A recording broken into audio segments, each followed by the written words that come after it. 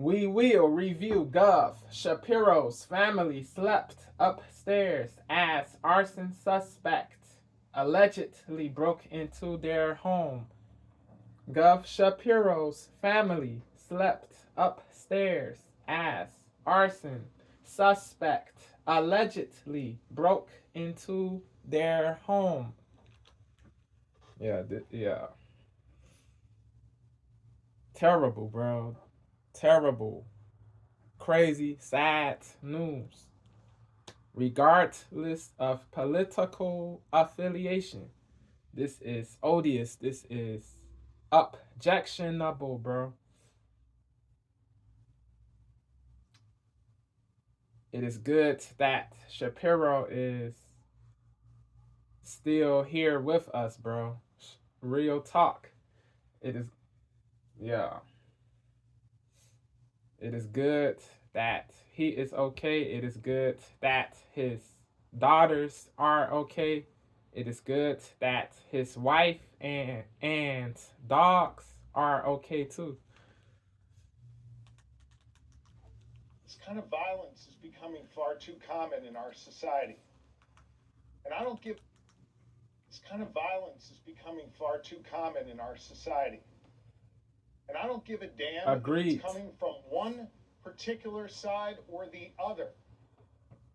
Directed at one particular party or another, or one particular person or another. Facts. It is not okay. Facts. And it has to stop. Yes. Really strong words there from Governor Josh Shapiro. We are learning new details this hour about the shocking political attack in Pennsylvania. Appalling. The home of Governor Josh Shapiro set on fire early Sunday morning while the governor and his family. Crazy. Shapiro. We are learning new details this hour about the shocking political attack in Pennsylvania. The home of Governor Josh Shapiro set on fire early Sunday morning while the governor and his family were inside sleeping. Yes. Today, investigators revealing new details about the suspect, including plans that he had if, in fact, he had come into direct contact with Shapiro. Let's get right to CNN's Danny Freeman. He's live Harrisburg, PA. Pennsylvania. They said the Danny, suspect walked an hour hard, to look at from his abode to Shapiro's abode. He walked for an hour, bro. He walked for an hour before he arrived. Then he hopped the fence. After he hopped the fence, he broke 2 windows with a hammer. Then he threw an incendiary device, a Molotov cocktail to be specific. He threw a Molotov cocktail to be specific. He threw a Molotov cocktail to be specific. He threw a Molotov cocktail to be specific. He threw it through one of the broken windows. Then he entered the home, then threw another Molotov cocktail. Then he left, then he hopped back over the fence. He was eventually caught. He confessed, or he turned himself in. Once he arrived at the station, he confessed to the popos that he committed arson, bro. That he burnt the Pennsylvania Gov. Josh's residence. He burnt it. He committed arson. He also admitted to having hatred for this dude, but there was no specification of the form of hatred. We don't know if at the moment he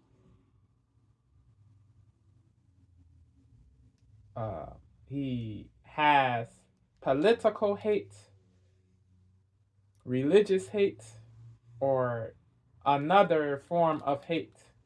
We don't know at the moment if he has political hate, religious hate, or another form of hate.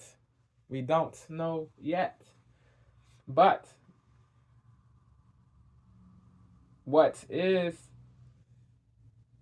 able to be Googled is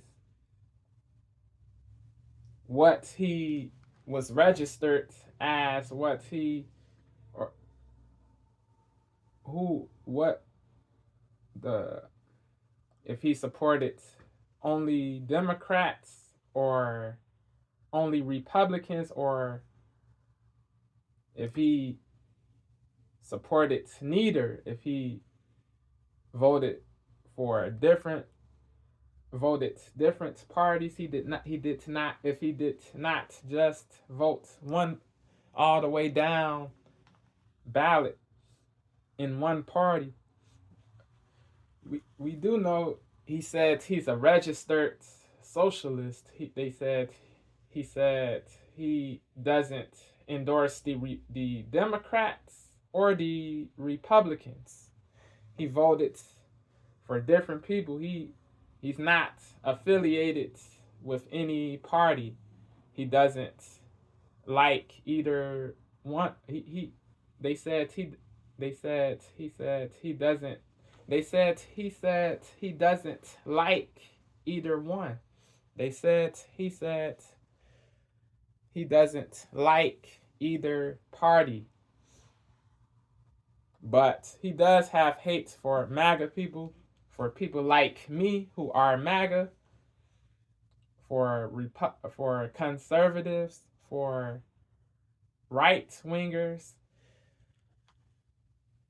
Yeah. He also has hate for certain leftists too.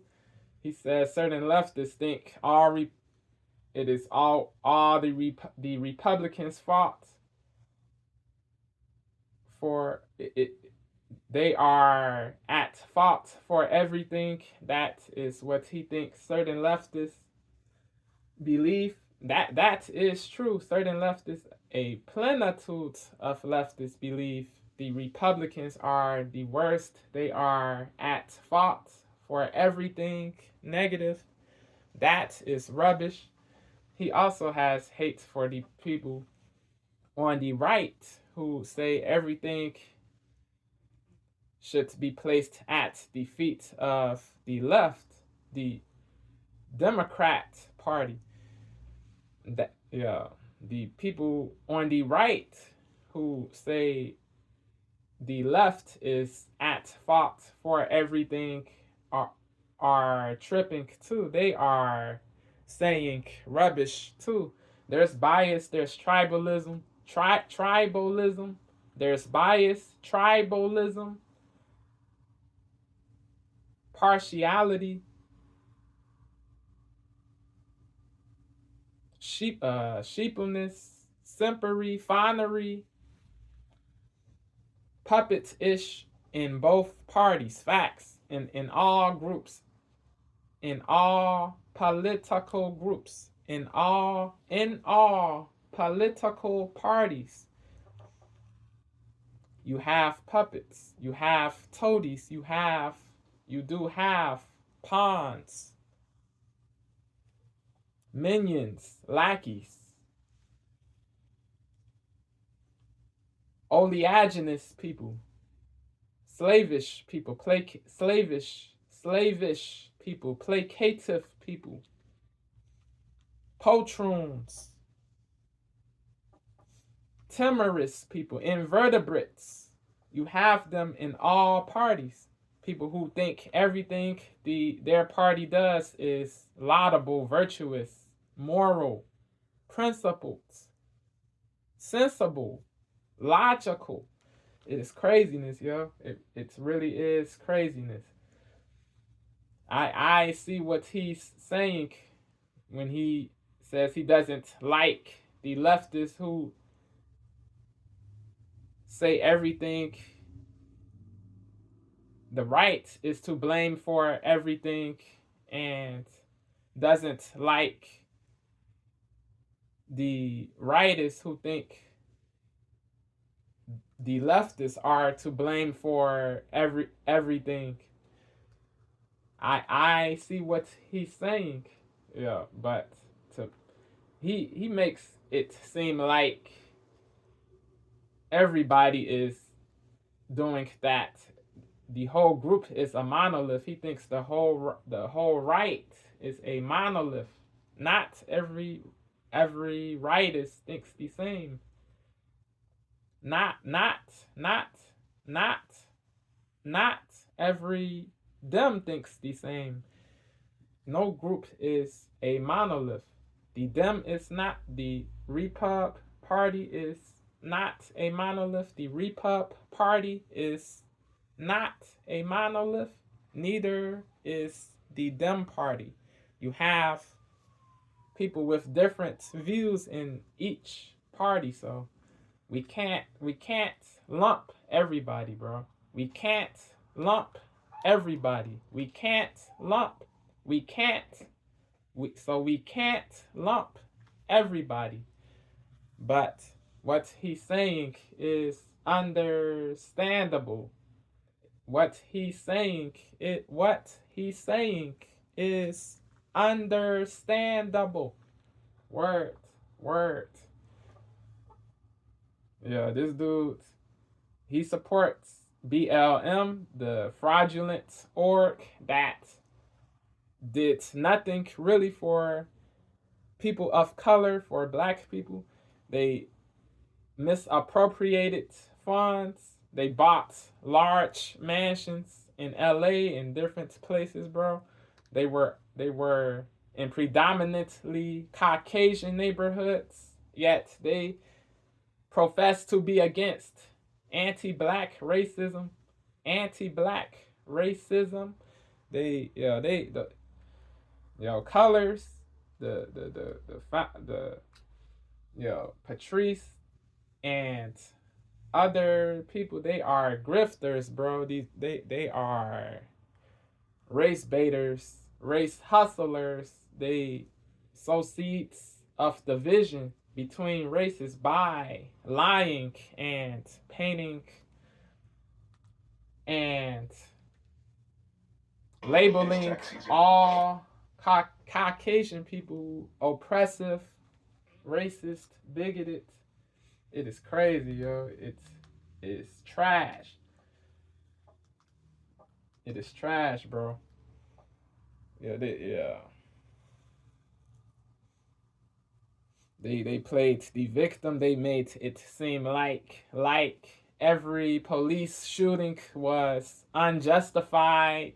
Yeah, it's race bait, division, bro. It is nasty. Yeah, those people suck. Those anti-racist people in BLM, bro. They are cruddy people. They are disgraceful people, scrofulous people, corrupt people. They have no scruples. They have no morals. It is a shame. Yeah. It is, yeah.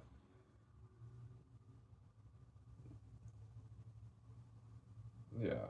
It is crazy. He support that. This dude, Cody Balmer, supports that group.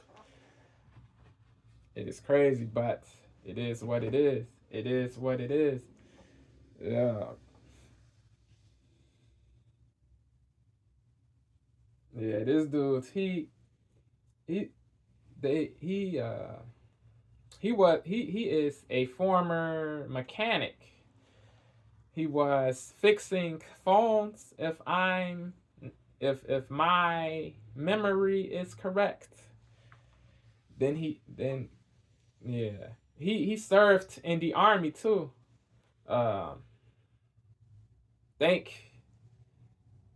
Even though Cody is a bozo, he is a monster, he is a blight, a devil, he is a cur, he is a piece of garbage. Thanks, Cody, This dude, Devo, thanks Cody for his service in the army. Even though he is a bozo. Thank you for your service, Cody. Even though you are a bozo. This dude has a he has previous charges. This dude before uh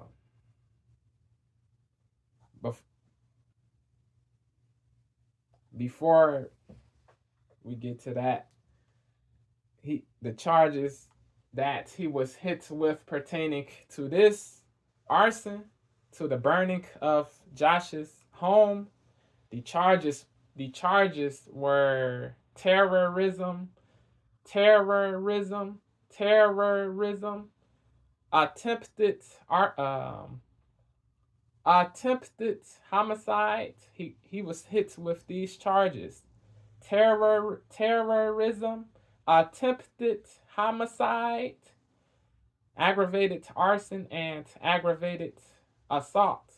He was hit with these charges: terrorism, attempted homicide, aggravated arson, and aggravated assault. Burglary too. Crazy.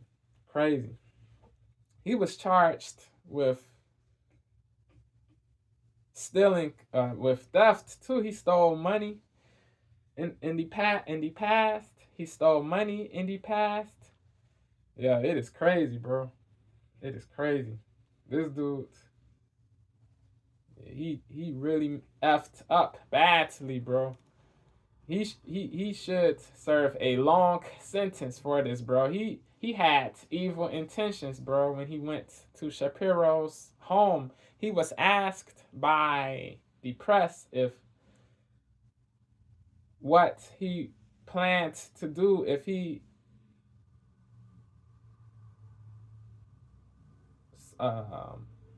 was close to Shapiro physically, if he was not too far from Shapiro, if he was able to get in his face, what would he do? Cody said he would, or they asked what he would have done if he was able to get in Shapiro's face or be physically close to this dude. He said he would have beaten him with a sledgehammer, bro. A small sledgehammer. Crazy. Yeah, he did not say he would have deleted him, but yeah, most likely, bro. Most likely he had murder on his mind. Most likely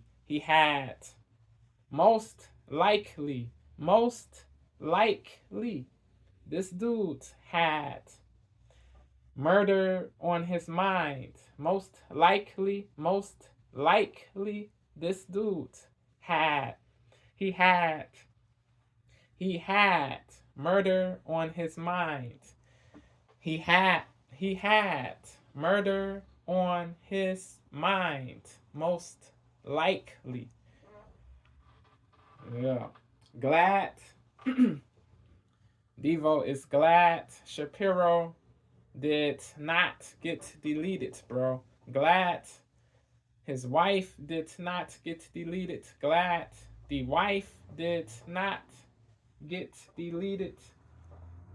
Glad happy the kids did not happy the kids did not get deleted. Happy the kids did not get deleted.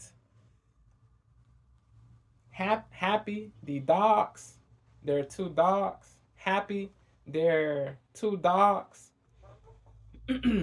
Happy their 2 dogs did not get deleted.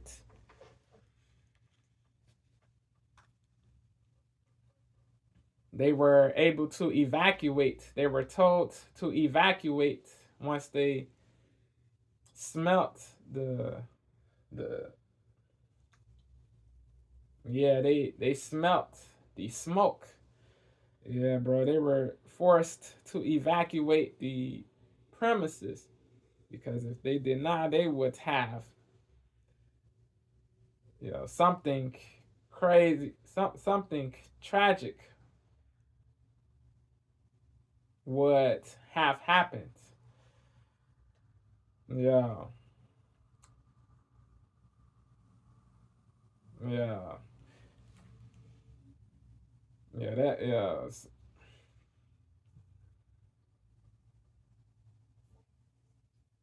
So much stuff is destroyed in their home, bro. Burnt. The stuff is unrecognizable. It is the stuff. Certain things they are unrecognizable. Crazy. They said this dude Cody, he took oil from a lawnmower, or they said Cody took gasoline from a lawnmower and poured it into beer bottles, creating Molotov cocktails. Sickening, disgusting. Yeah, yeah, this is terrible, bro. Odious, abhorrent, evil, wicked, depraved. Governor Shapiro. Let's get right to CNN's Danny Freeman. He's live for us in Harrisburg, Pennsylvania. Danny, sending good energy so to the to Shapiro family, Shapiro, even though Shapiro and myself don't agree politically. It is irrelevant.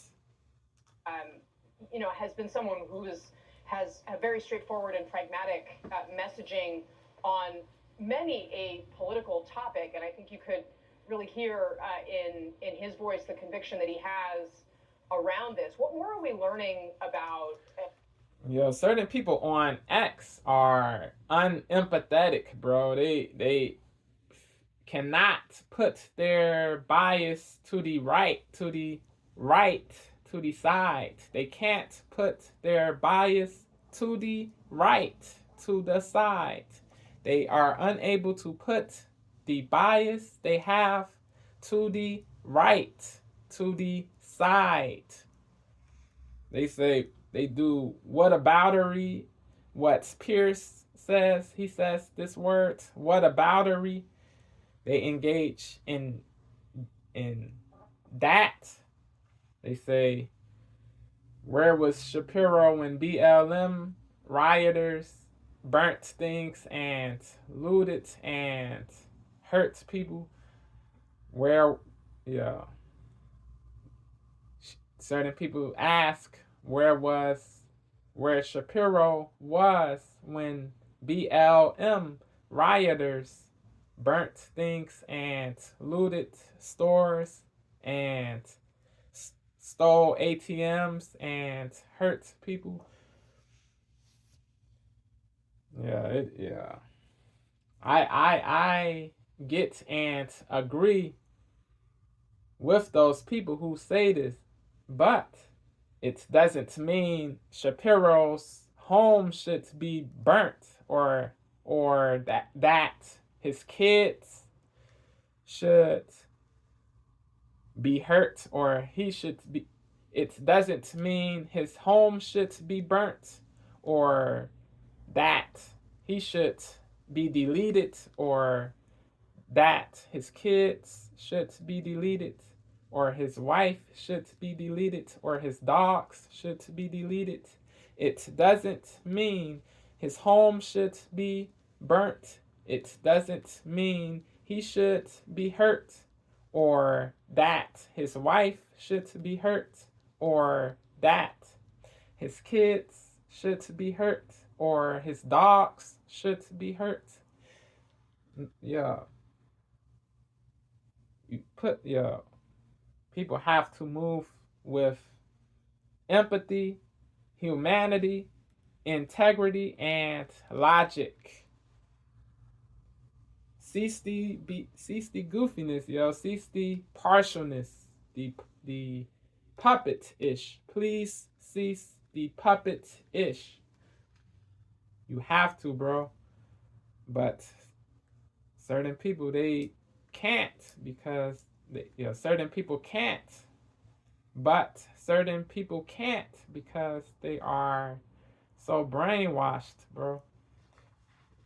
Certain people can't put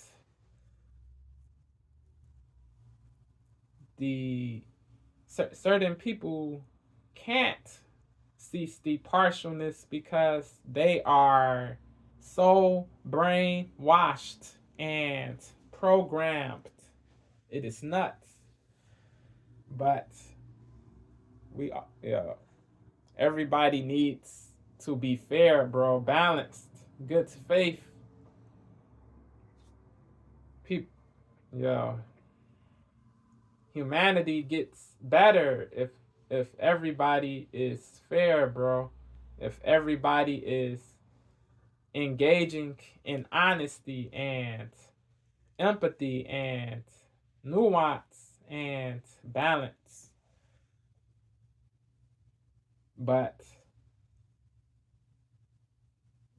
those things don't get attention, those things don't get views, only radical or not the radical ish gets the most attention. The radical ish gets more attention than the balanced ish, bro. It is sad. It is really sad. It is really odious to be hated, to be deplored, to be abhorred, but it is what it is. You cannot force people to change. They have to want to change and be more logical, be more balanced. It is on them to they have to make the decisions to transform, to open their minds, to really listen, to really put themselves in other people's shoes. This doesn't mean you excuse misbehavior. Empathy means understanding of the reasons people do what they do. The understanding of the reasons people do what they do. This isn't condoning or excusing of misbehavior, but it is understanding where people come from. If more people came with empathy, bro, humanity would be better. Word. Facts.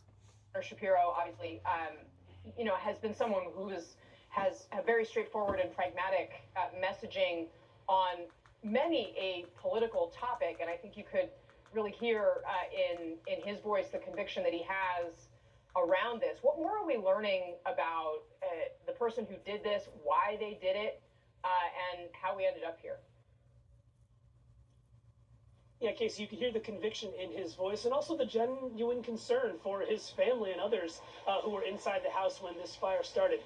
Like you noted, we got a lot of new details today about exactly what happened. So let's start with the suspect here and how police believe he got inside of the residence behind me. We're talking about 38-year-old Cody Balmer, and police say that on Saturday night, overnight into Sunday morning, They believe that Balmer actually jumped this fence right over here, got access to the governor's residence grounds, and on him he was carrying a bag with beer bottles filled with gasoline inside of them. Yep. Now, this is all while the governor and his family were sleeping.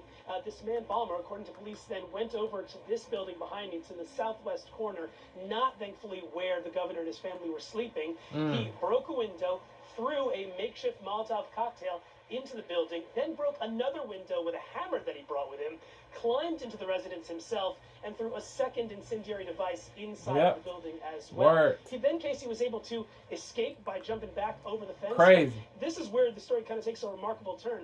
On Sunday, he actually turned himself into police. He went to Pennsylvania State Police headquarters. It's a massive complex right here in Harrisburg.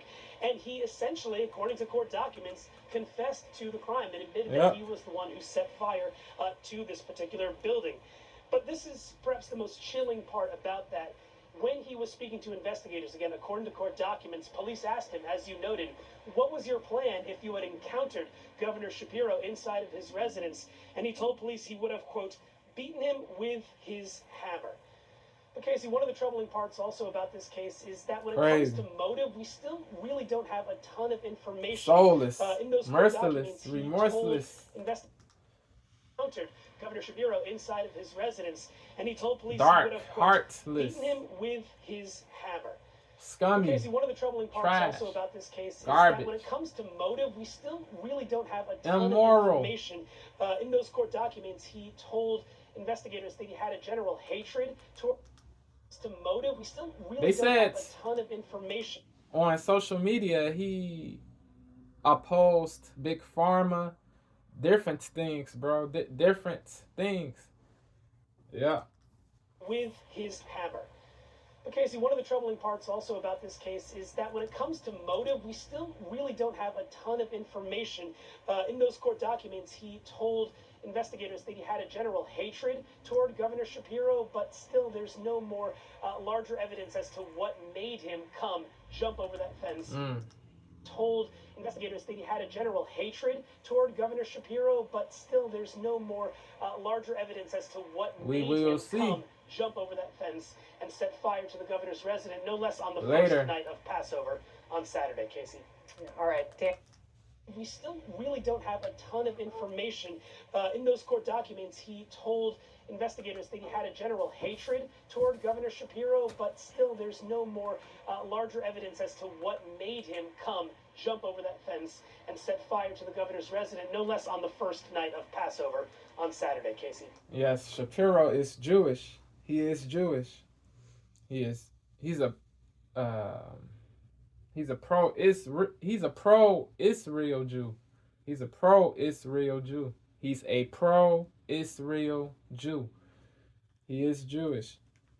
Jewish people celebrate Passover every year. It is a major Jewish holiday that lasts for 7 or 8 days, depending on which country you observe it in. So if you are in Israel, the Israelis in Israel celebrate Passover for 7 days or a week.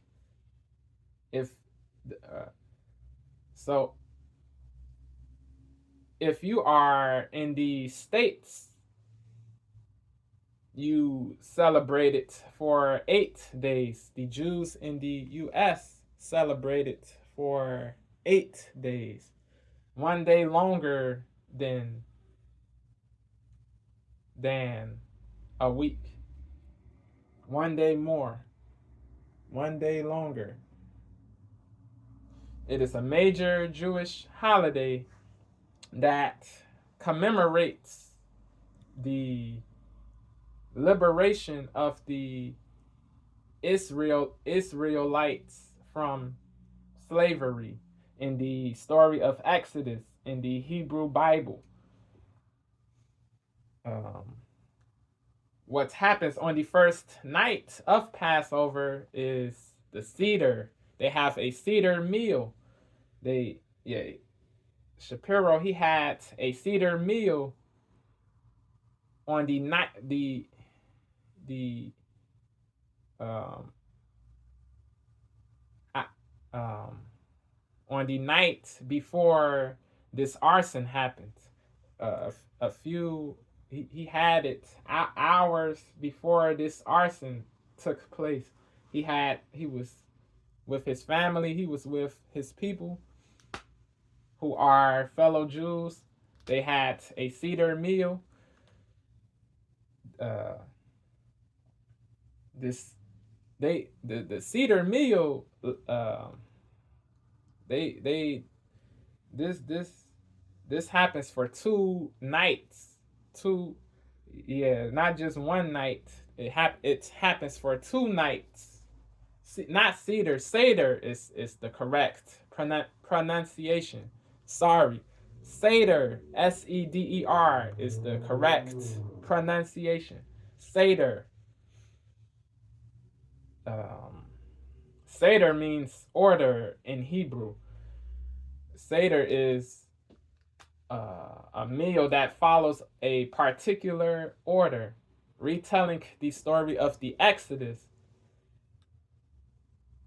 singing songs of praise and gratitude to God, and partaking in different rituals. They do different rituals on the first night of the Passover.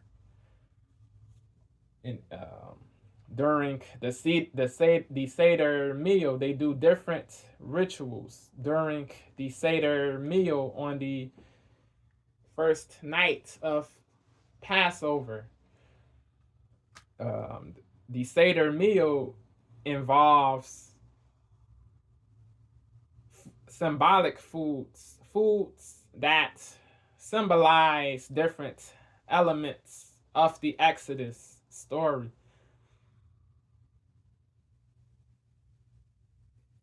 The Seder meal also involves rituals and readings from this special Jewish book named the Haggadah, Haggadah.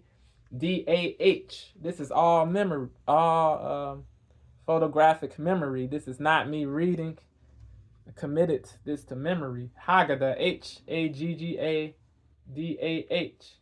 It is a special Jewish book that contains the story of the Exodus, or the exit from slavery, or from Egypt. They were enslaved in Egypt.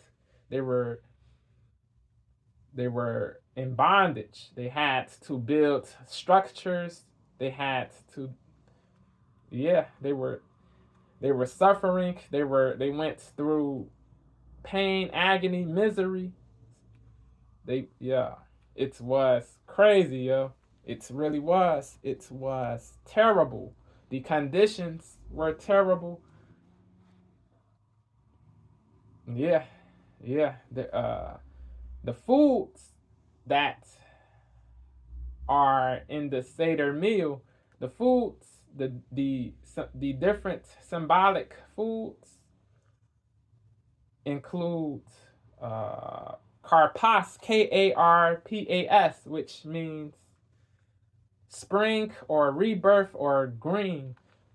When the season spring arrives, different things bloom, things grow, plants grow. There's a new beginning, a new start. There's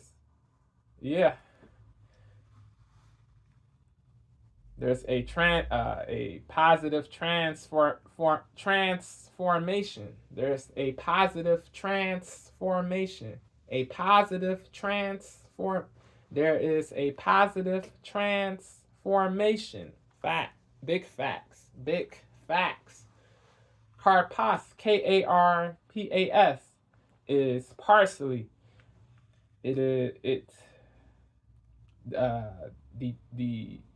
The Jewish people in the Seder meal on the first night of Passover, they have there's karpas on the table. Karpas is present. They dipped the karpas in salt water. The karpas symbolizes the suffering the Jewish slaves went through, the struggles, the terrible conditions. And the salt water symbolizes the tears the Jewish slaves shed during slavery in Egypt. The tears that the Jewish slaves shed during their bondage in Egypt. Maror is another food. Maror means bitter herbs, such as romaine lettuce. It is a bitter thing, romaine lettuce. Naturally bitter.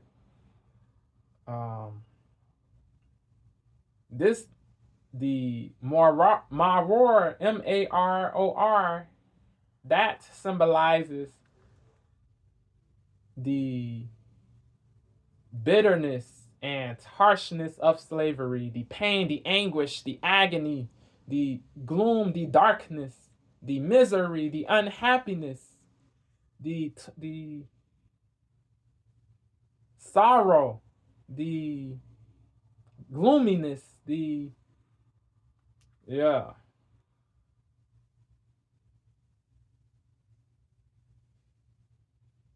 maliciousness, the malignantness of slavery, the malice of slavery. But simultaneously, it also symbolizes the hope for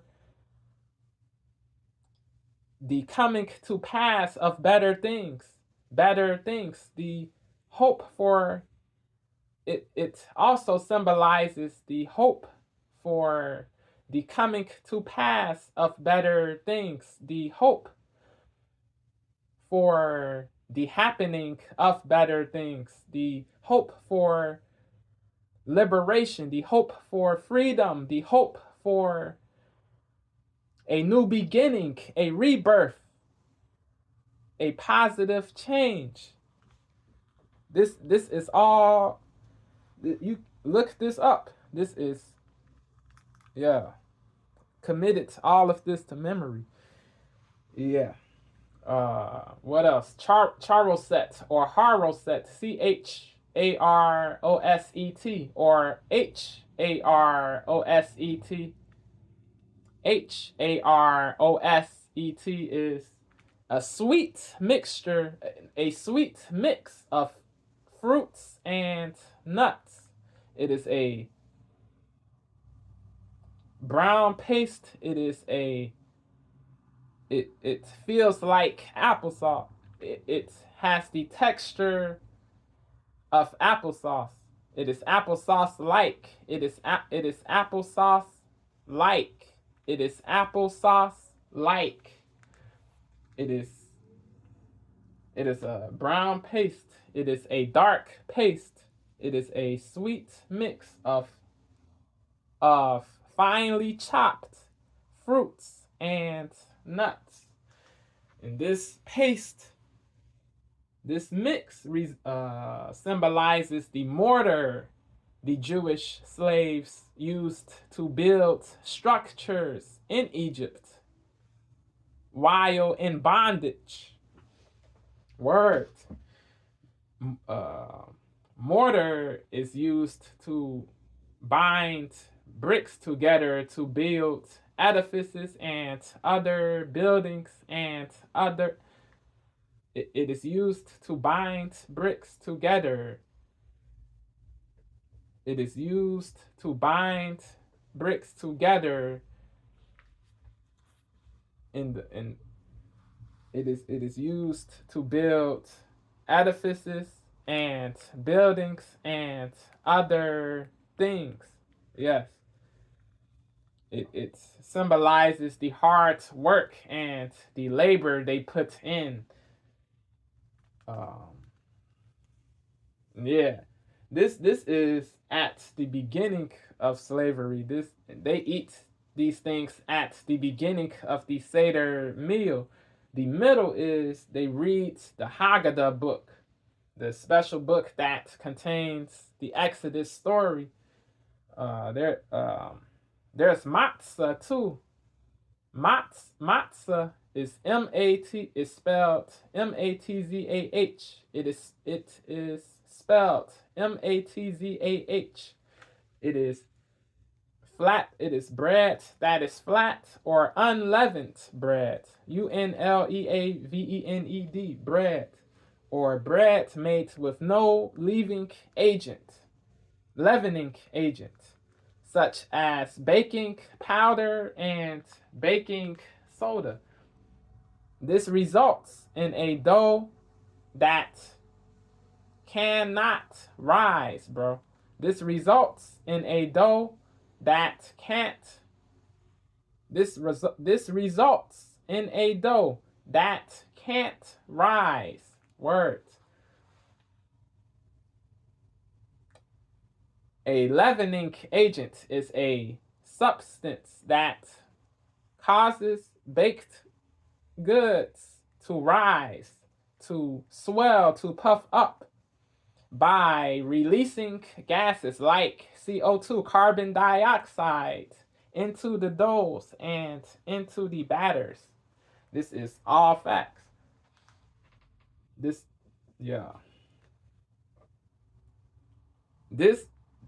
symbolizes the rushedness, the hastiness, the haste with which the Jewish slaves left Egypt. They left Egypt so hurriedly, so quickly that the bread they were making did not rise. It wasn't. They call it poor man's bread. They said it is for poor people. It is not for wealthy people. It is a symbol of humility. It is a symbol of humbleness. They say leaven signifies greed, gluttony, avarice, rapaciousness. It symbolizes sin. It symbolizes corruption, scrupulousness. It symbolizes those things. Leaven. Anything with leaven in it rises, puffs up, swells. People who are greedy, who are rapacious, who are gluttonous, they have selfishness, they have arrogance, they have ego. They swell. They are abundant with ego, with arrogance, with condescension. These people who the people with leavened bread. Yeah.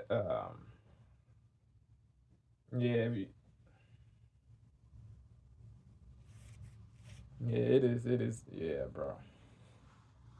Yeah. They said matzah is broken into there's 3 pieces of the matzah that they eat. The top is a blessing. They do a blessing over the bread. This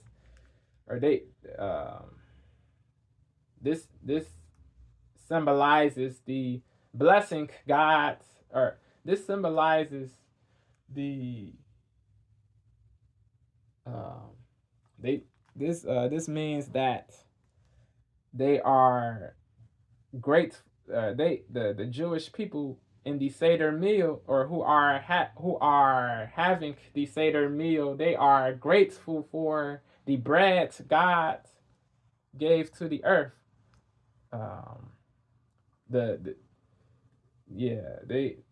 The Jewish slaves, they were grateful for the bread God gave to the earth. This is what the Jewish people say. The people, the Jewish people, they say the Jewish slaves, they were grateful for the bread God gave to the earth. They were grateful for the bread during slavery, during bondage, during enslavement. The middle piece of the matzah is the large piece. It is the afikoman. AFIKOMAN is the large piece of the matzah. It is what they do with this. They engage in a they engage in a ritual. The ritual is they hide this particular piece of the matzah in a game of hide and seek. Hide and seek. Typically, the Jewish children play this game. They hide. They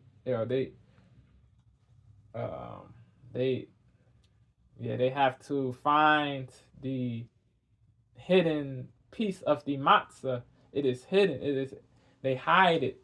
This is the ritual. They hide it, and the children have to find it. There's a prize associated with this game. If the person who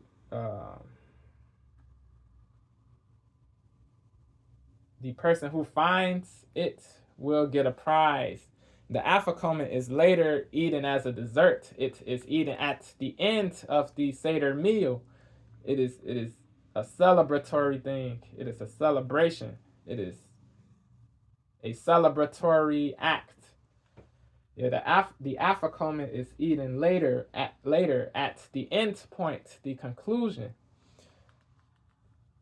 Yeah, bro. The afikoman is something they hide and later find at the end point. The bottom is the korech, Korech. It is made with matzah, bitter herbs, and charoset. This symbolizes the combination of suffering and hope for freedom. It is the combination of both things. You got the suffering corresponded. You got the bitter herbs. You got the maror. You got the karpas. You got these things. They're corresponded to suffering. You also have the charoset, the sweet mix of nuts and fruits. This symbolizes the hope, the hard work, and the hope for a better future, for future redemption, future rescuing from bondage, from slavery, from the chains, from the shackles of bondage, from the shackles of slavery, from the shackles of enslavement. Yes, the matzah, they break the matzah. This means this symbolizes the breaking of the shackles, the chains of slavery. This happens at the end of the Seder meal.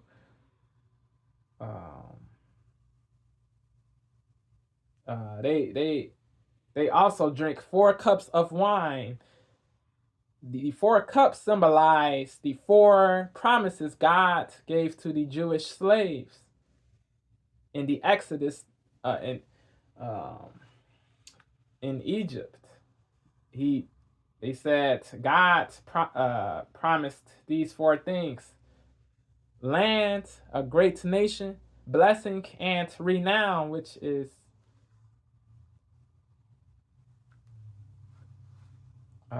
renown is fame.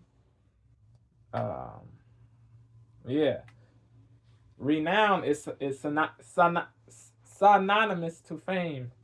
Blessing and renown, it is. Yeah, if you are renowned, it means you are known by a lot of people. Renowned.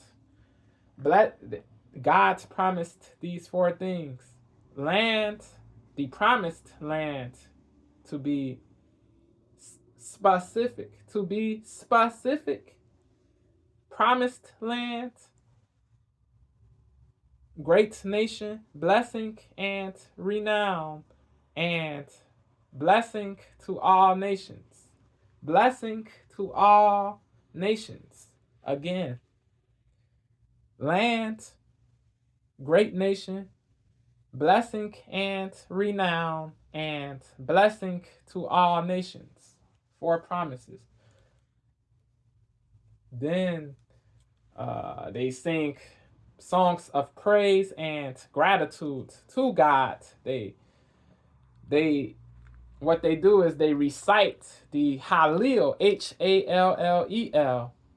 This Hallel means praise in Hebrew. Hallel is a collection of 6 different psalms, 113 to 118. 113 to 118. You count 113. That is the reason there are 6 psalms. You count. You do count the 113. You do count the 113. 6 psalms. It is a collection of 6 different psalms recited as a prayer of praise and gratitude to God. This is the truth. Yeah.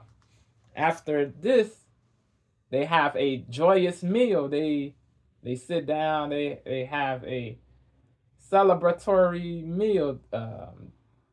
Family and friends enjoy this meal. This is symbolic. This is a symbol of happiness, joy, felicity, and remembering. This symbolizes a hope for a new beginning, for liberation, for freedom. Before they have the meal, they share their stories, their own stories of liberty and mental toughness and mental strength and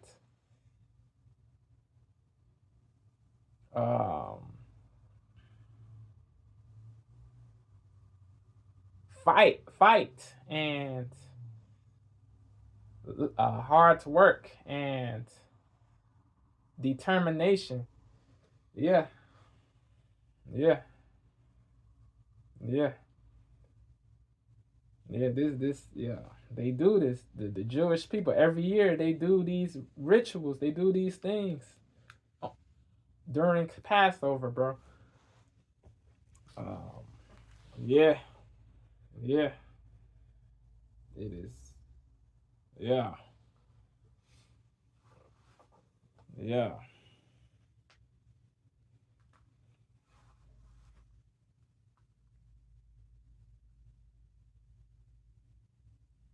So hope that all made sense, man. Hope everything made sense, yeah. Yeah. Let's go back to the video on CNN. There's more. Yeah, they have somebody on who is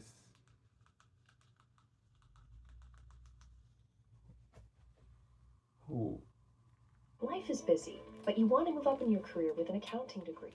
Between long workdays and family responsibilities, This kind of violence.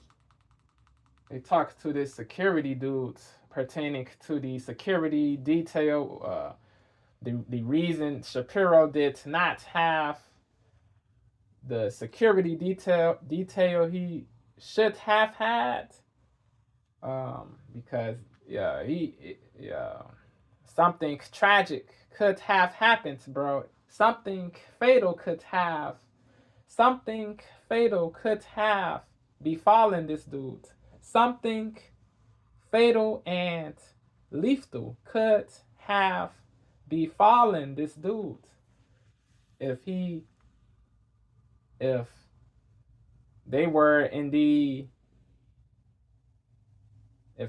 in a certain part of the home, bro. If they were in a different part, the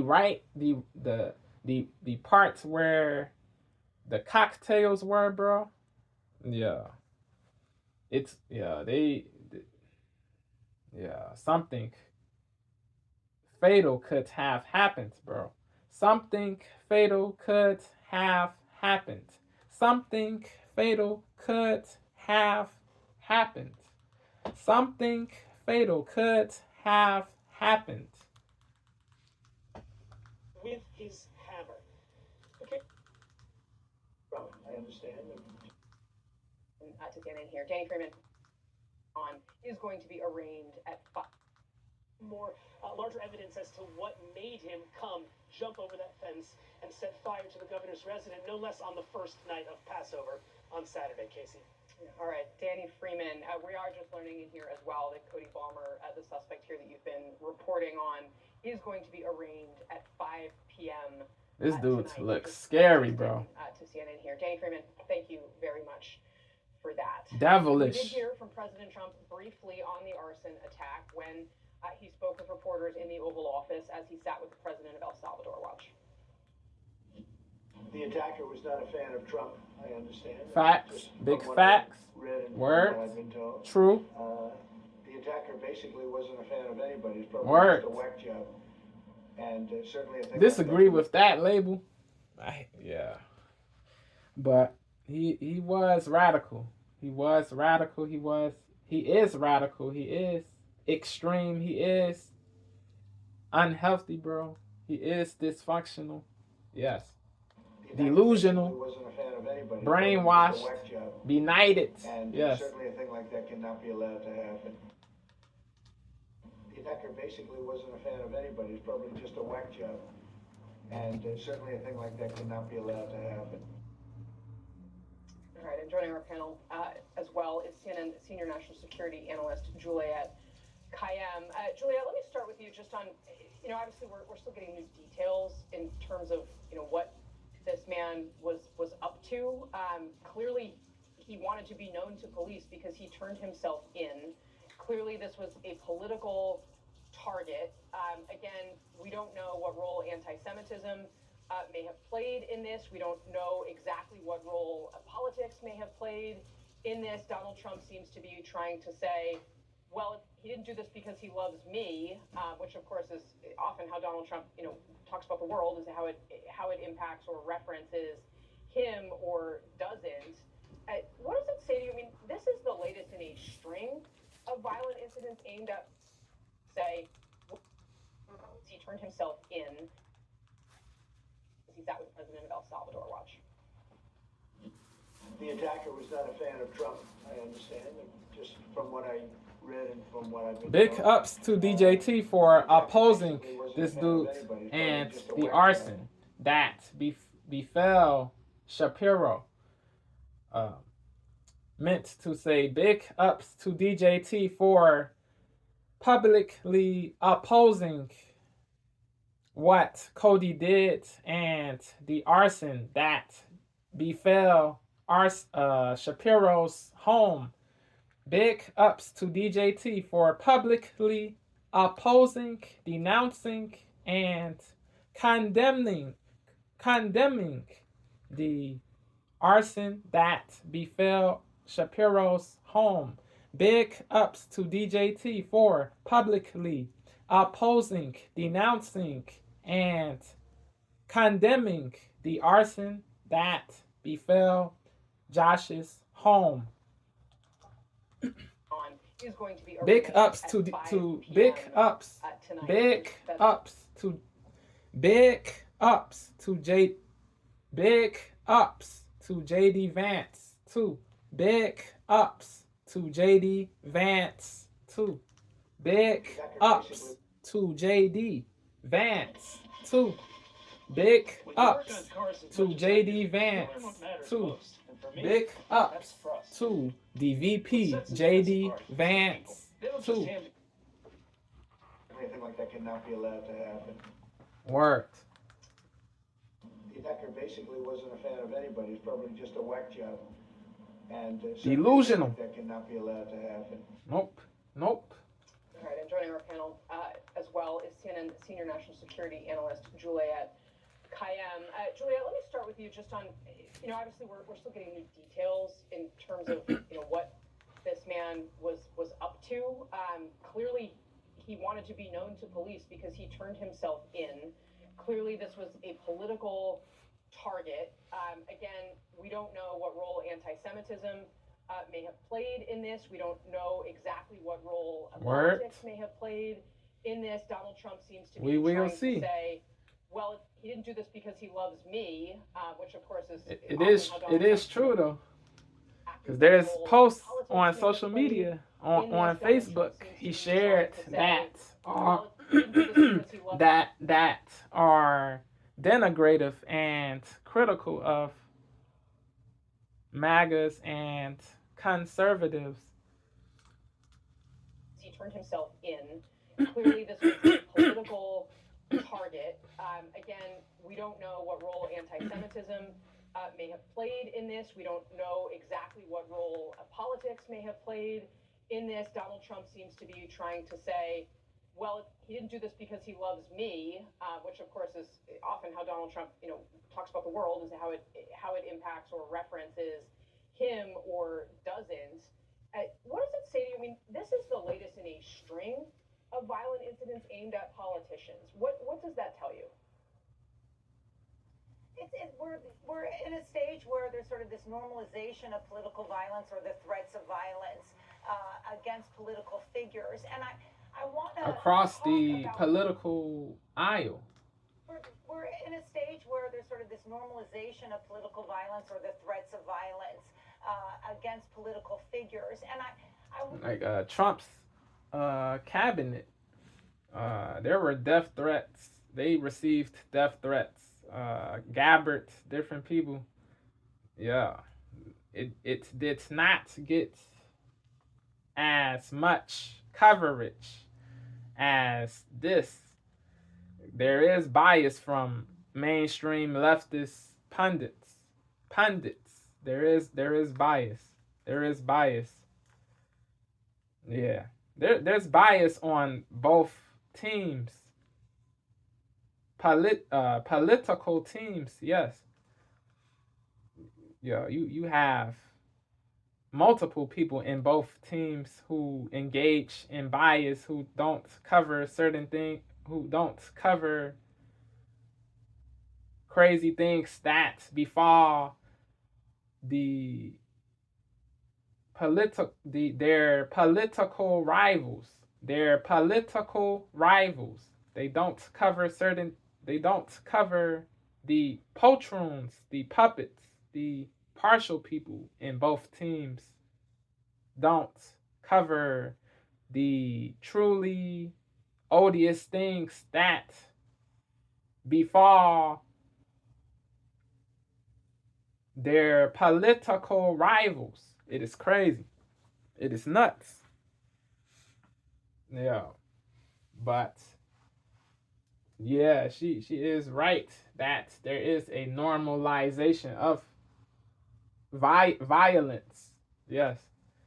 But there is yeah.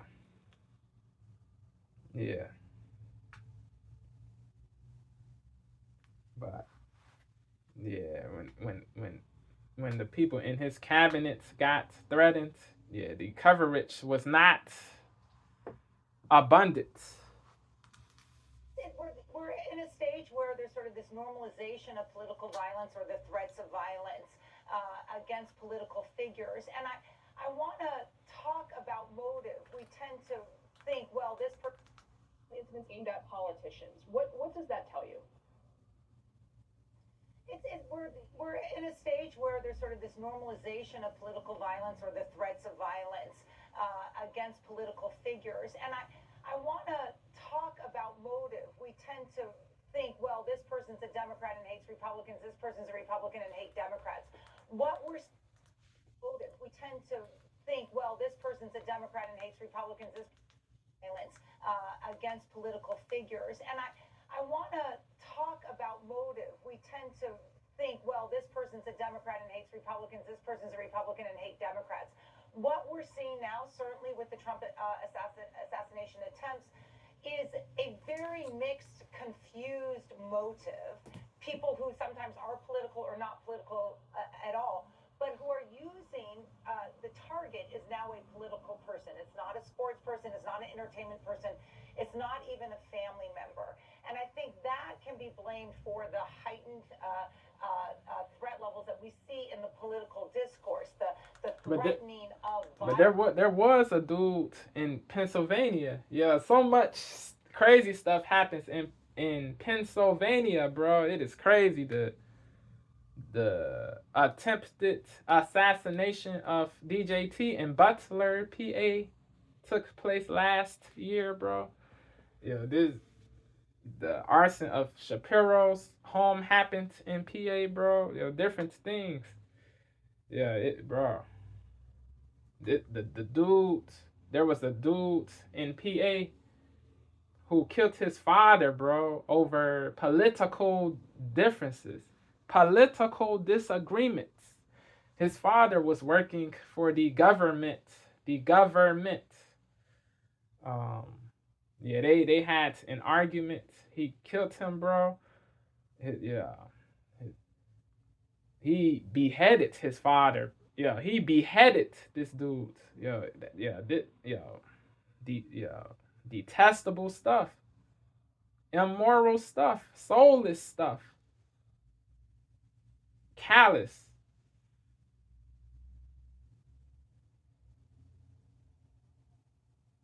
Depraved, wicked, scummy, abhorrent. Yeah, it is devilish, demonic. It is dark. It is disgusting. To be hated, to be reviled. It is repellent.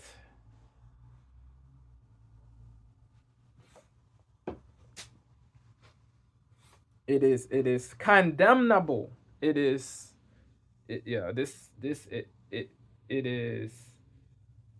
hateable. It is trash, garbage. Yeah, this dude, he deserves to be in prison for multiple decades, bro. This dude, for killing his father over political differences, bro. Nah, bro, you have to control your emotions, bro. It is never that serious, bro, to kill people for just dissenting politically. That doesn't warrant murder. Yeah.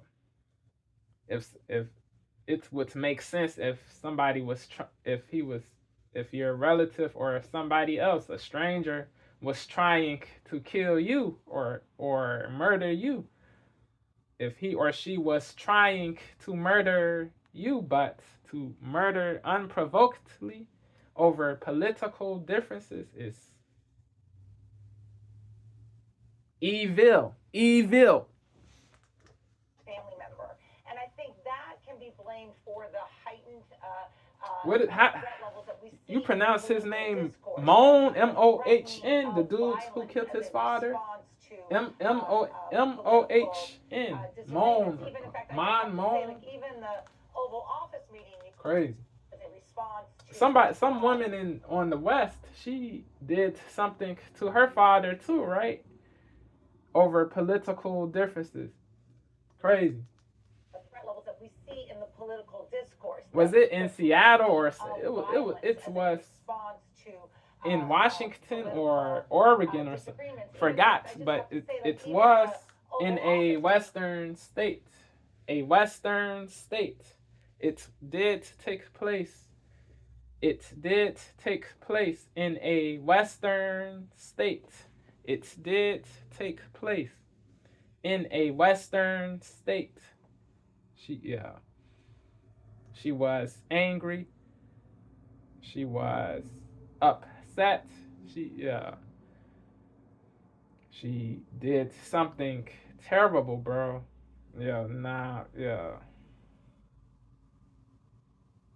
People have to keep their emotions in check, yo. You have to resolve things in a positive, peaceful, civil, logical way, bro. Don't kill people just because they disagree. Don't delete people just because, or hurt people. Just don't hurt people just because you disagree. Nah, bro. You have to be tougher. You have to be stronger. If the person isn't trying to kill you or abuse you, or don't resort to physical harm, please don't do this, because humanity, because if more people do this, the country will collapse, society will collapse, it will fall, bro. So think with your brain, please. Are political or not political at all, but who are using the target is now a political person. It's not a sports person, it's not an entertainment person, it's not even a family member. And I think that can be blamed for the heightened threat levels that we see in the political discourse, the threatening of violence as a response to political disagreements. Even, in fact, I just have to say, like, even the Oval Office meeting you all were just talking about, like, there's this tinge of, if we don't like you, we're going to, like, throw you to El Salvador. There's a sense of the discourse. So I don't know if these motives are as pristine as they used to be, and the discourse. So I don't know. She's referring to gay barber, to the gay barber, the soccer player, those people who have no criminal history, who were sent to CCOT as they used to be illegally. And that is a challenge, because then they're harder to Crazy. stop. Well, one thing I will say, Tinge of, if we don't like you, we're going to, like, throw you to El Salvador. Weak abuse. There's a sense of the discourse. So tinge of, if we don't like you, we're going to, like, throw you to El Salvador. The threat levels that we see in the political discourse, the threatening of violence as a response to political disagreements. Even, in fact, I just have to say, like, even the anti-Elon people hitting people with cyber trucks, bro. They are goofy too. The anti-Elon people on the left, who think hitting people who drive cyber trucks is going to resolve is going to stop Elon from doing crazy things. Nah, bro. You don't do physical harm to people, bro. Anybody, regardless of party, anybody, regardless, any earthling, regardless of party, who engages in physical harm unprovokedly to resolve disputes and quarrels, conflict, any earthling who thinks and does, anybody who thinks and engages in the act of doing physical harm to people you disagree with to resolve conflicts is a blight, a preclusion, a hindrance, a cancer, a cur, a blight, a demon, a devil, a scourge, an affliction, a goofball, a bird, a big bird, no emu. The heightened threat levels that we see in the political discourse, the response to political disagreements. Even, in fact, I just have to say, like, even the Oval Office meeting you all were just talking about, like, there's this tinge of, if we don't like you, we're going to, like, throw you to El Salvador. There's a sense of the discourse. So I don't know if these motives are as pristine as they used to be, and that is a challenge because then they're harder to stop. Well, one thing I will say, Patrick McHenry, is that, and this is part of why I was struck by Governor Shapiro, who of course has been a rising star in the Democratic Party. He's considered to be the number 2 on Kamala Harris's ticket. This is what he said when somebody tried to assassinate Trump, also in Pennsylvania, and it sounds pretty similar to what he said when something terrible happened to him as well. Let's watch. Political disagreements can never, ever be addressed through violence. This is a moment where all leaders have a responsibility to speak and act with moral clarity, where all leaders need to take down the temperature and rise above the hateful rhetoric. We continue to wish for a full and speedy recovery and pray for the former president. Big ups to Josh for saying this. Big ups to the people who publicly opposed the shooting of Kamala's campaign office in Arizona, bro. Roland Martin, we don't agree politically. He's a radical leftist. He's a wokey.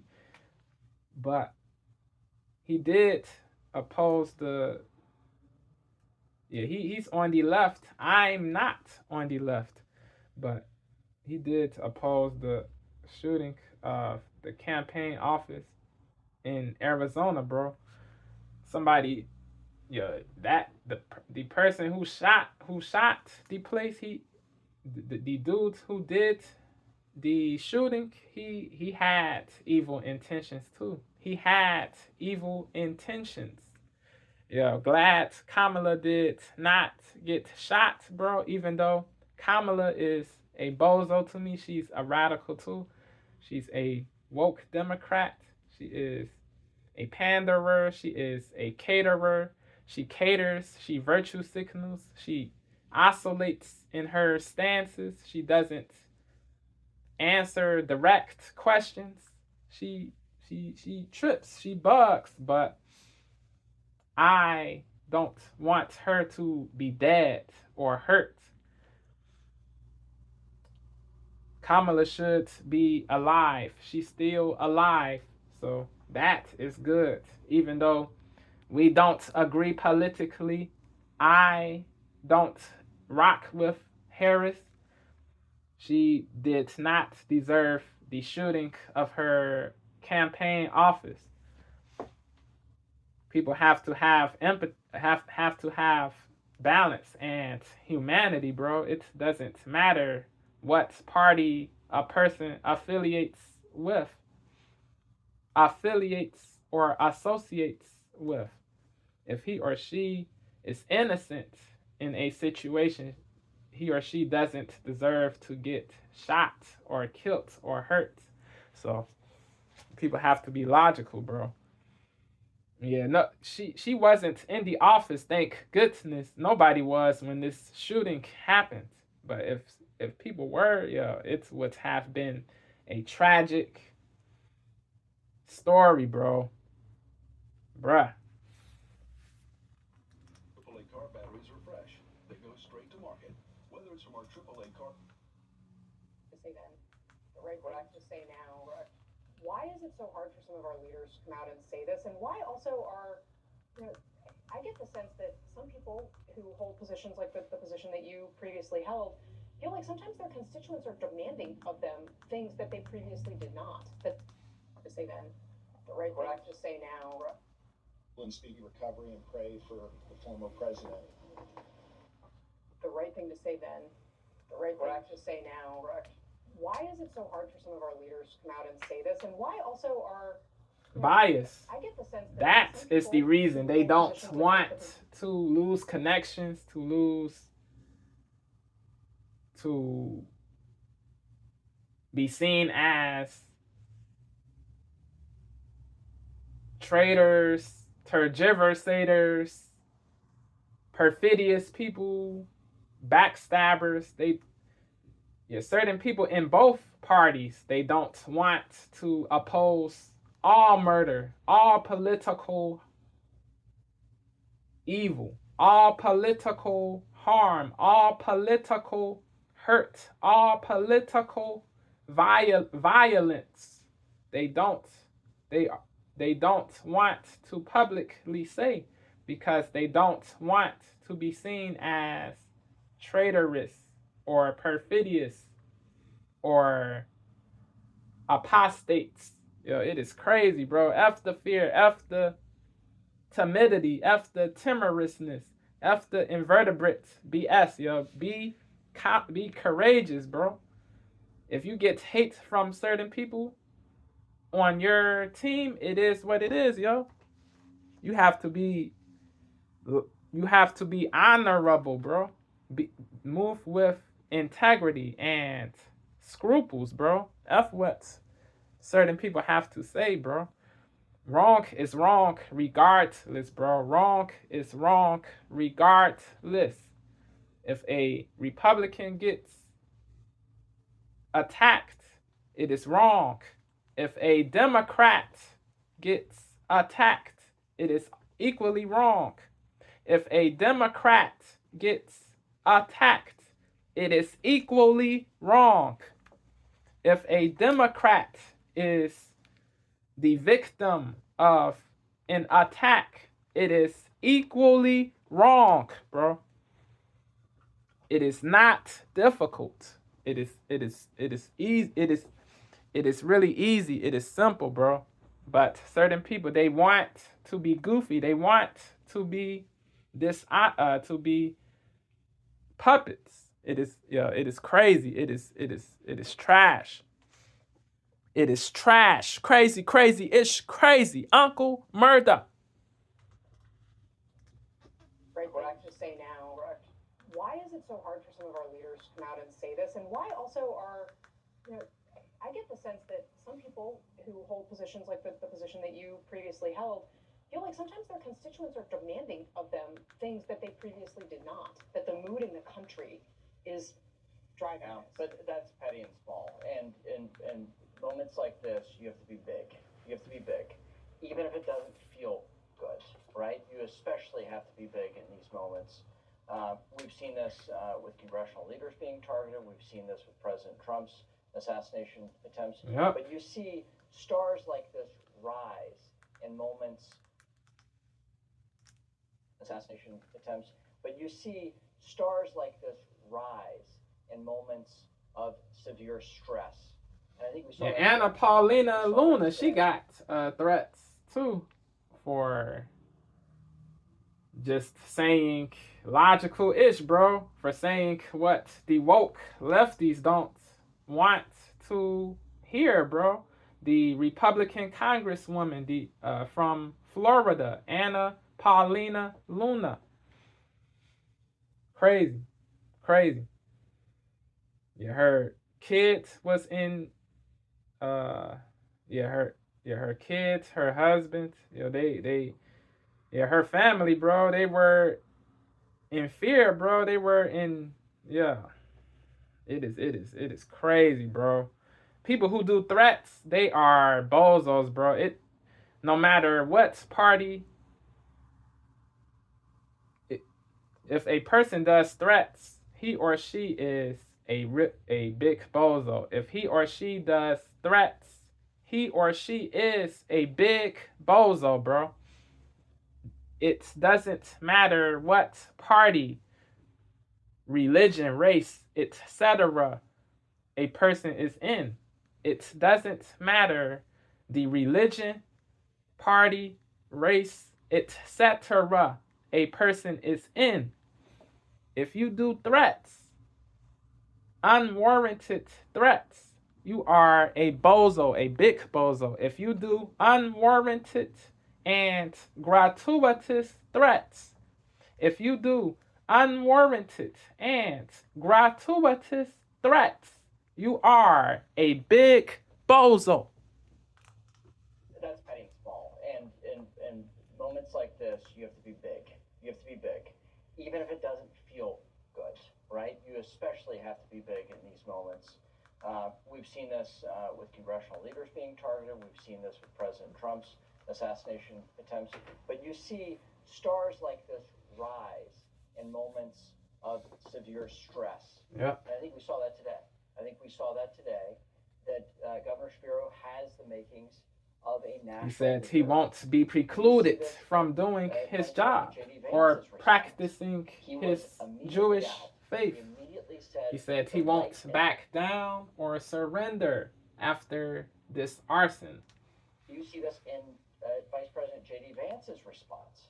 He said, if somebody wants to try to stop me, I will work harder. If a person wants to try to stop me, I will work harder. If a person wants to try to stop me, I will work harder. Immediately said the right and big thing in condemning this violence. This in Vice President J.D. Vance's response.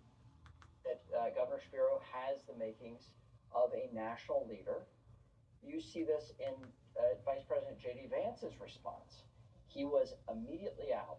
He immediately said the right and big thing in condemning this violence and offering prayers for Governor Shapiro and his family. Dope. Laudable. Absolutely tone, pitch, perfect for both of these leaders. But absolutely, we've got to condemn violence. Yes. This is gotten way odious, out of hand, that's for sure. Ridiculous. I do want to make sure that we are very careful and clear to say that as of right now, the reporting at CNN does not make a connection between anti-Semitism and what happened. That said, Governor Shapiro is a very publicly Jewish pro-Israel, but we will wait for the facts to come out before judging, before saying he's anti-Semitic.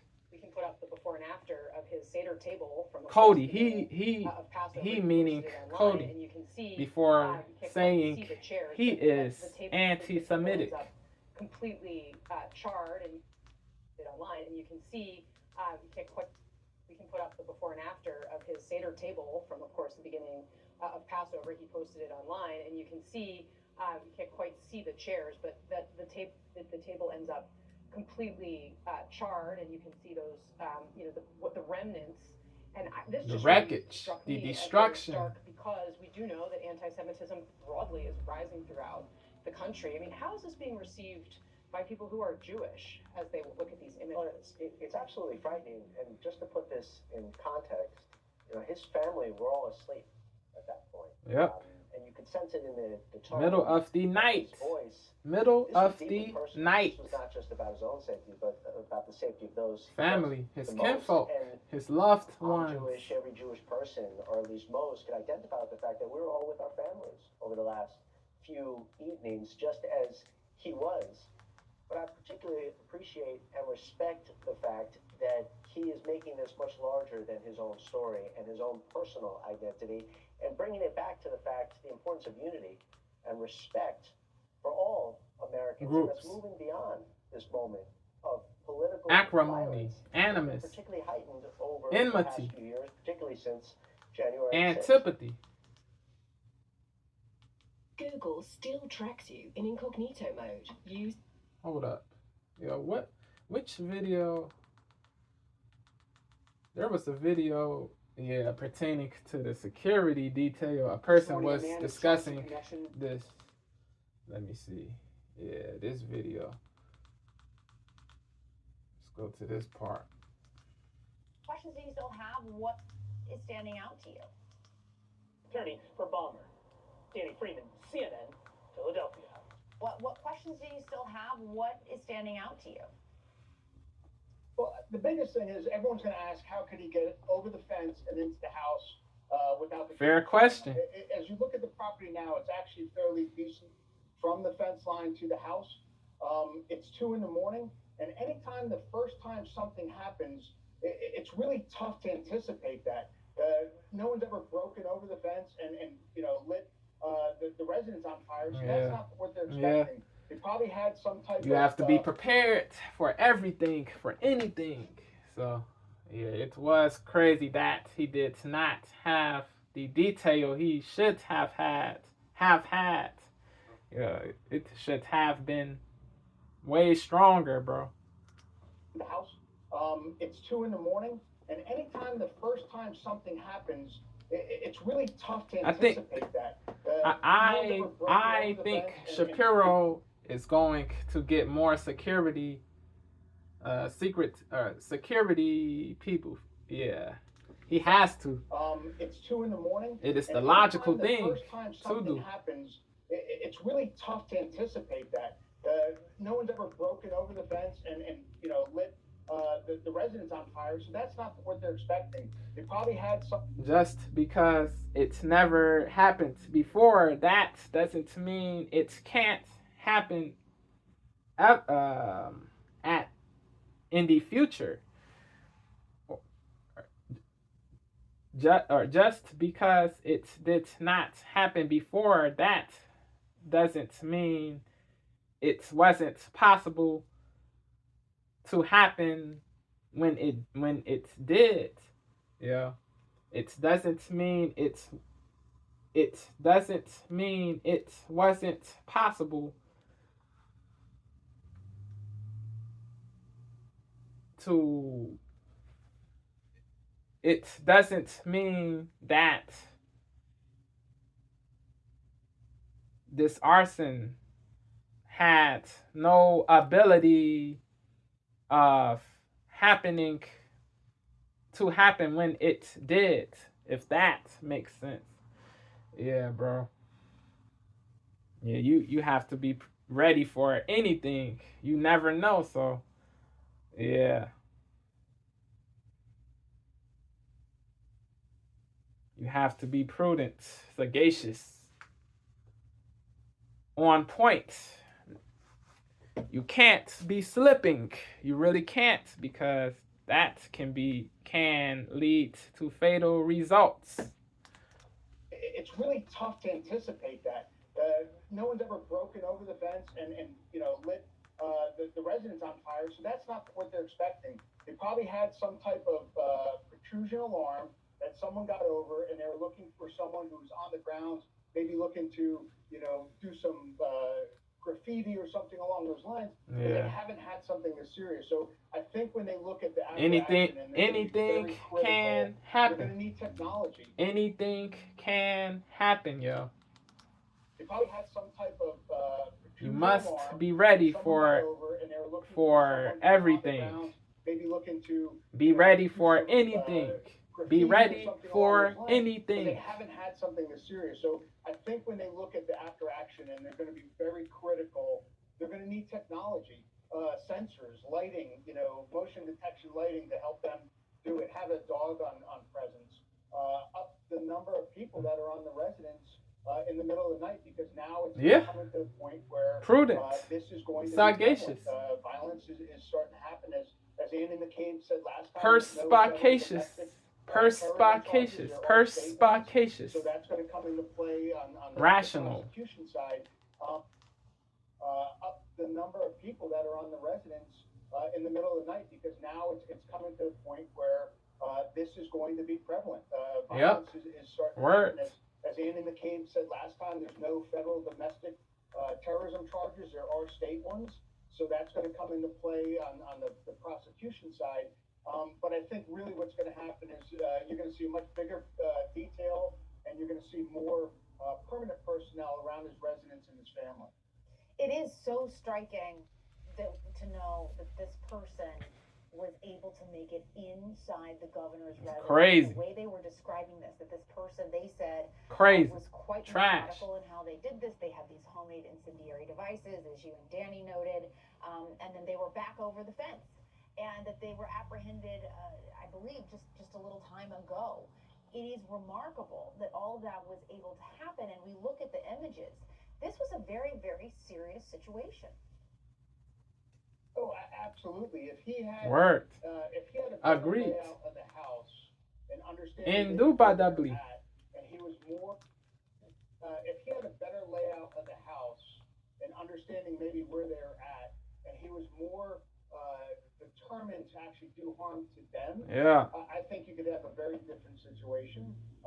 Different story. Probably when he went in and Tragic. Traumatic. people that were on call. I mean, this is traumatic.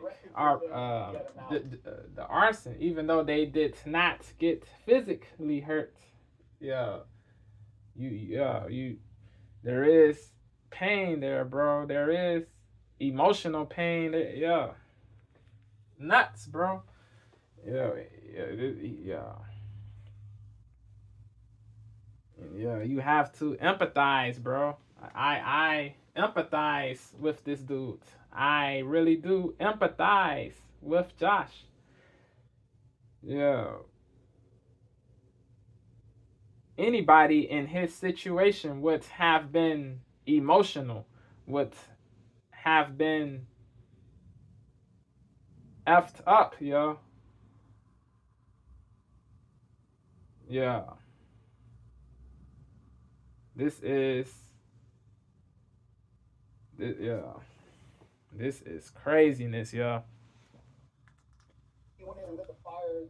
The people that were on call at that time were going directly to the family to get him out, and it probably lessened the number of people that were able to look for him because you want to deal with his safety first. So I think you could have a very different situation. I think probably when he went in and lit the fire, the people that were on call at that time were going directly to the family to get him out, and it probably lessened the number of people that were able to look for him. Yeah. Because you want to deal with crazy. safety first. Yeah. So again, makes sense, but there needs to be more people guarding the dwelling, the abode, to prevent this goofiness from befalling him again. Personnel around there. You're going to have probably dedicated people, and then you're going to have to harden the entries and like that. So they're going to have more permanent personnel around there. You're going to have. Yep. You're going to see a lot bigger presence. Rational, perspicacious, sagacious, sagacious. Around there, you're going to have probably. You're going to see a lot bigger presence when they get this house repaired and he goes back in there. That they're going to have more permanent personnel around there.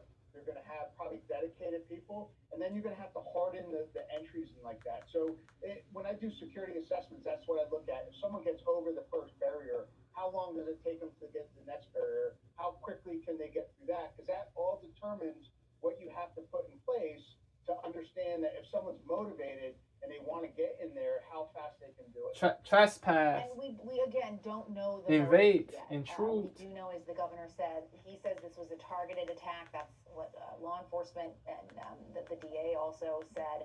What do you read into that at this point? I think they've talked about religion only because, one, he just made a post about Passover, and I think that's the one that sticks out the most. But you really I wonder if Ben Shapiro opposed this. They have the same last name. They're both Jewish, albeit they are members of two different political parties. It would be only right for Ben to discuss this publicly. Yes, we will see.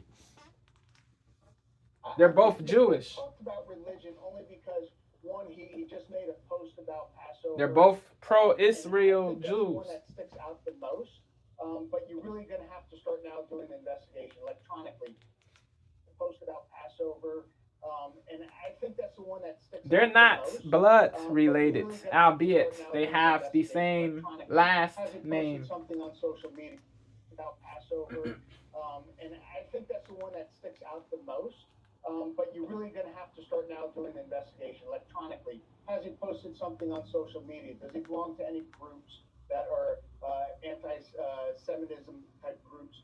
Is he affiliated with anyone? Did he text anyone? Contact. He bought these items to make we will see. Devices, because you look at when the governor posted that photo to how quick, and depending on the devices he had, how quick he could make them. He may have already had this on plan, and it just happened to be possibly. Pictures and people are linking We it to will it. see. But also look at some of the laws that just passed and some things that happened. But that's where the investigation is going to come in to put motive.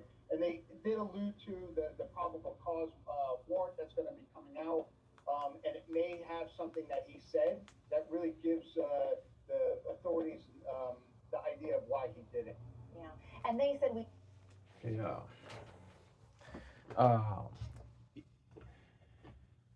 Not saying Shapiro has to do this. He doesn't have to listen to me. This is not me forcing him to do this, but a suggestion is electric fences. They say in PA they are legal, but they have to be in accordance with safety standards and certain requirements. There's different cities have different regulations. Local areas, they may impose additional regulations, additional mandates. They may impose more laws.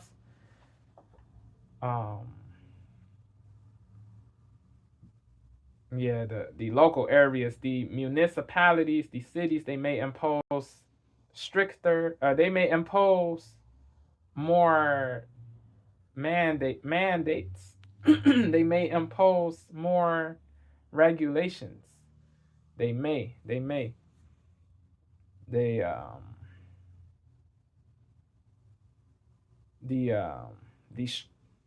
Those regulations include height limits pertaining to the fences. PA law does permit the construction and use of electric security fences, but they have to adhere to particular mandates. This includes the presence of a non-electric fence. The presence of a non-electric fence surrounding the electric fence.